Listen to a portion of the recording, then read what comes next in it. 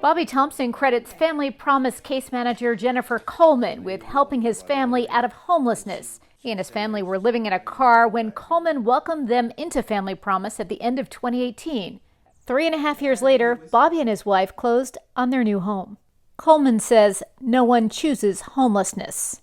Stop judging. I think a lot of times we're so quick to judge others. Take the time to listen to someone's story. And we were homeless. I mean, I hate to say the words, but we were homeless. And I don't know what we would have done if it hadn't been for Family Promise and prayer. But one thing I want to make sure gets through is I never felt second class here. I never felt homeless here. Thank you. If I haven't said it before, thank you. Family Promise is a hand up, not a hand out. So it's about accountability as well. Coming in here, we're not a shelter for you to sleep. You have to work. You have to develop life skills. We have to work together as a team so you can be successful while being in this program. Family Promise accepts 4 families or up to 14 individuals at a time into its demanding 90-day shelter program, which is followed by a year-long program called Staying on Track. The shelter program, it's pretty invasive. We look at their bank accounts. We make sure that they have a good amount of spending, debt ratio to income. We oversee, parenting classes, resume building. Our case manager helps with assisting with insurance, getting the kids registered for school, preschool, daycare, the whole 9 yards. Coleman guides each family as they turn their lives around. We do know their biggest need is housing, employment, and childcare. And we literally walked in here with $13, $14, and within 3 days she had my son in school, and I already had a doctor's visit for him set up.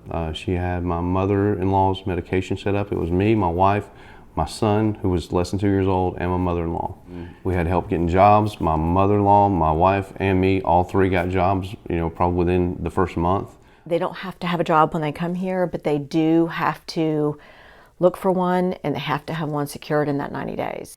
Family Promise is getting an increasing number of calls from families who need help. It's hidden, and I think a lot of people don't recognize the amount of homelessness that we have here. Harp says Bluffton has an affordable housing crisis, and dozens of children in local schools are homeless.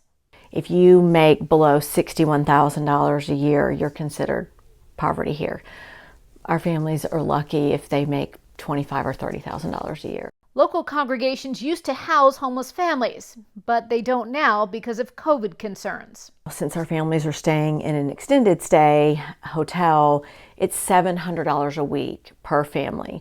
So roughly $2,800 a week just to put a roof over our family's head. And then we have been doing a $150 gift card per family. Harp is searching for a more sustainable solution. We need to either acquire land and build something or find something that's already built. Housing costs eat up a big portion of Family Promise's budget, but the needs of their families run far beyond and often include everything from shoes to school supplies. Sometimes they come and there's nothing, so we have to assist with every aspect. One day you can be fine, and literally we were overnight without anything.